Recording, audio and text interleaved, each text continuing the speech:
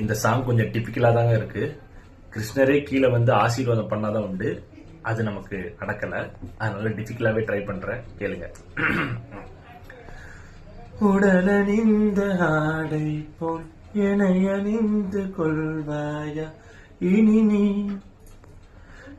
நீ கண்ணா தூங்காத என் கண்ணின் துயிலிருந்து கண்ணந்தா இனி நீ